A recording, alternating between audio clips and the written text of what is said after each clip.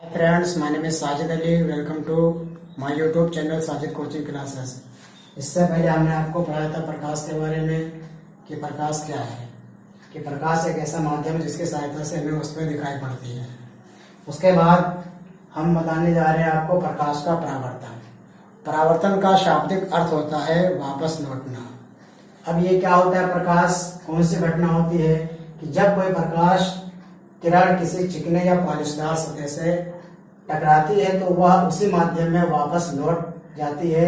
इस घटना को प्रकाश का परावर्तन कहते हैं और यह घटना अपारदर्शी पृष्ठ पर होती है। इसका एक डायग्राम बना हुआ है।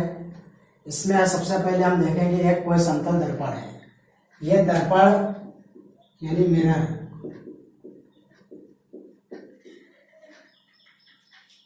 इसमें ये पॉलिश होती है और इस पॉलिश के लगने के बाद ये अपारदर्शी माध्यम बन जाता है, यानी कि जिसके आर पार हमें प्रकाश नहीं जा पाता है। अब यहाँ पर एक AB, ये क्या है, आपतित किरण है। आपतित किरण वो किरण होती है जो सूर्य से या किसी और स्रोत से आती है। तो यहाँ पर एक आपतित किरण AB है जो कि पृष्ठ के बिंदु B पर पड़ती है और फिर यही किरण ये इस बिंदु B पर पड़ने के बाद ये वापस चली जाती है अपने माध्यम में। यहाँ पर माध्यम का अर्थ समझ लिए। माध्यम का मतलब ये होता है कि जिसके मध्य वो क्रिया हो रही है, वायु के बीच हो रही है या पानी में हो रही है इस तरीके से, या किसी और लिक्विड में हो रही है। तो यहाँ पर प्रकाश की किरण वायु में आई, वायु ये एक माध्यम है और वायु में ही वापस चली गई।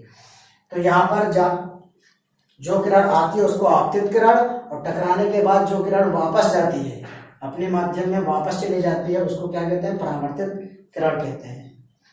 तो आपतित किरण और ये परावर्तित किरण। अब इसके बाद एक चीज और है कि आपतित किरण जिस बिंदु पर पड़ती है, यानी आने वाली किरण आपतित किरण जिस बिंदु B पर यहाँ पर पड़ रही है, इस बिंदु B को हम कहते हैं आपतन बिंदु। ओके, यानी जो आपतित किरण आ रही है, आने वाली किरण AB और ये किरण AB बिंदु B पर पड़ती है, इसको हम कहते हैं आपतन बिंदु। और उसके बाद तीसरी चीज है कि आपतन बिंदु, ये आपतन बिंदु है और आपतन बिंदु पर डाला गया लंब, ये जो लंब होता है, इस लंब को हम क्या कहते हैं, अभिलंब कहते हैं। क्या कहते हैं, अभिलंब कहते हैं। तो यहाँ पर इस पूरे डायग्राम को अगर हम समझ लें तो ये पूरी की पूरी जो थ्योरी हमने लिखी है ये समझ में आ जाएगी। तो फोकस आप ये कीजिए कि आप पूरा डायग्राम कायदे से समझ लीजिए, उसके बाद आप ये स्क्रीनशॉट ले लीजिएगा। ठीक है, अब एक बार फिर से समझ लो। प्रकाश का परावर्तन क्या होता है कि जब प्रकाश किरण किसी चिकने पृष्ठ पर पड़ती है, पॉलिशदार पृष्ठ होना चाहिए, तो वह अपने माध्यम में वापस लौट आती है। ये हमने यहाँ पर एक समतल दर्पण लिया जिसमें कि हम लोग अपना चेहरा देखते हैं। ये एक समतल दर्पण ही होता है और कोई किरण AB है जो कि पृष्ठ के बिंदु B पर पड़ती है और टकराकर अपने माध्यम में वापस लौट जाती है। तो आने वाली किरण को आपतित किरण और टकराकर जाने वाली किरण को परावर्तित किरण, और ये आपतित किरण जिस बिंदु पर पड़ती है उसको हम आपतन बिंदु कहते हैं। और आपतन बिंदु पर जो लंब डाला जाता है उस लंब यानी कि BN को हम क्या कहते हैं, अभिलंब कहते हैं। ठीक है, अब यहाँ पर प्रकाश का परावर्तन, ये चीज क्लियर होगी। ये परावर्तन का शाब्दिक अर्थ होता है वापस लौटना, और इसकी सीधी सीधी जो परिभाषा है कि जब कोई प्रकाश किरण किसी अपारदर्शी माध्यम जैसे समतल पृष्ठ या कोई और पॉलिशदार सतह ऐसी हो जिसके ऊपर पड़ने के बाद वो वापस अपने ही मार्ग में, अपने ही जो है माध्यम में वापस लौट जाए, तो यह घटना प्रकाश का परावर्तन कहलाती है। और ये घटना केवल अपारदर्शी पृष्ठ के पर ही लागू होगी, यानी वो पृष्ठ जिसमें प्रकाश आर पार ना गुजर सके। अब इसके बाद हमने एक अलग अलग इसकी परिभाषाएं लिखी हैं। हर एक उसका जितने भी उसमें चीजें दिख रही है डायग्राम में, जितने भी पॉइंट है, सब हर एक पॉइंट की यहाँ पर परिभाषा अलग अलग है। अब इसको याद करना बहुत आसान है, केवल आप डायग्राम समझ लीजिए, नीचे याद करने की जरूरत ही नहीं पड़ेगी। देखो, सबसे पहले हमने लिखा है आपतित किरण। ठीक है, आपतित किरण क्या है, सूर्य या कोई भी और भी स्रोत हो, कोई भी स्रोत से आने वाली किरण, यहाँ पर किरण क्या है, ये AB क्या है, किरण है। इस किरण को क्या कहते हैं, आपतित किरण कहते हैं। इसी तरीके से यह परावर्तित किरण है। अब परावर्तित का अर्थ होता है वापस लौटना। यहाँ पर वापस कौन सी किरण, ये जो एरो बने होते हैं इसका भी अर्थ समझ लिए बहुत कायदे से। इस एरो का मतलब ये आ रही है किरण, और इस एरो का मतलब ये किरण वापस जा रही है। तो ये परावर्तित किरण है। पृष्ठ से टकराकर वापस जाने वाली किरण को परावर्तित किरण, यहाँ पर परावर्तित किरण है BC, परावर्तित किरण क्या है, BC क्या है, परावर्तित किरण है। और फिर आपतन बिंदु की डिफिनेशन क्या है, आपतित किरण पृष्ठ के जिस बिंदु पर पड़ती है उसे आपतन बिंदु B कहते हैं। तो हमारे यहाँ पर आपतन बिंदु क्या है, ये आपतित किरण है और पृष्ठ के बिंदु B पर पड़ी, तो आपतित किरण पृष्ठ के जिस बिंदु पर पड़ेगी उसे ही आपतन बिंदु कहेंगे। फिर तीसरा है अभिलंब।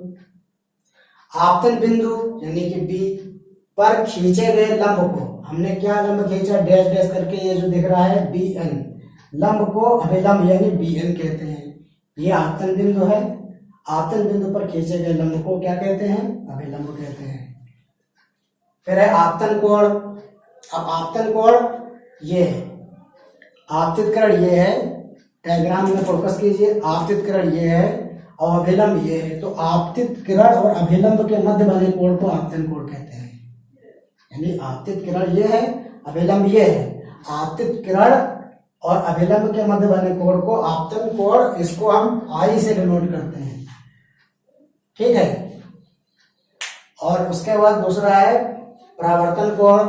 परावर्तन कोण की भी डिफिनेशन बिल्कुल उसी तरीके से डायग्राम में देखिए कि आपतित किरण और अभिलंब के मध्य बने कोण को आपतन कोण कहते हैं, और इसी तरीके से ये परावर्तित किरण है और अभिलंब ये है। परावर्तित किरण और अभिलंब के मध्य बने कोण को परावर्तन कोण कहते हैं, जिसको हम किससे लिखते हैं, R से लिखते हैं।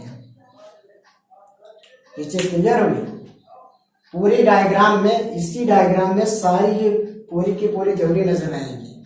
यानी जब कोई प्रकाश किरण किसी स्रोत से, यानी सूर्य हो या और भी कोई स्रोत हो, वहां से चलकर किसी पॉलिशदार सतह वाली पृष्ठ पर पड़ती है तो टकराकर अपने ही माध्यम में वापस लौट जाती है। ये जो घटना हुई, इस घटना को क्या कहा हमने, प्रकाश का परावर्तन कहा।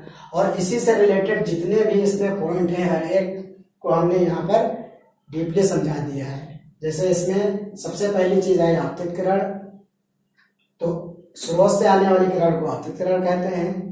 फिर है परावर्तित किरण, यानी पृष्ठ से टकराकर जाने वाली किरण को परावर्तित किरण कहते हैं। फिर आपतित किरण जिस बिंदु पर पड़ती है उसे आपतन बिंदु कहते हैं। फिर आपतन बिंदु पर जो लंब डाला गया उसे ही अभिलंब कहते हैं। फिर आपतित किरण और अभिलंब के मध्य बने कोण को आपतन कोण कहते हैं। परावर्तित किरण और अभिलंब के मध्य बने कोण को परावर्तन कोण कहते हैं। इसलिए ये सारी की सारी जो इसमें थ्योरी है, एक ही डायग्राम में हमने बिल्कुल समझा दी है। अब आप इसका स्क्रीनशॉट ले लीजिए ताकि इसको आपको पढ़ने में आसानी हो, ठीक है। अब ये हमारा प्रकाश का परावर्तन पूरा हो गया। अब इसके बाद हम अगली वीडियो पर फिर हम आपको मिलेंगे इसके साथ कि प्रकाश का परावर्तन के नियम क्या है। तो प्रकाश के परावर्तन के नियम को लेकर अगली वीडियो में हम आपसे फिर मिलेंगे। थैंक्स।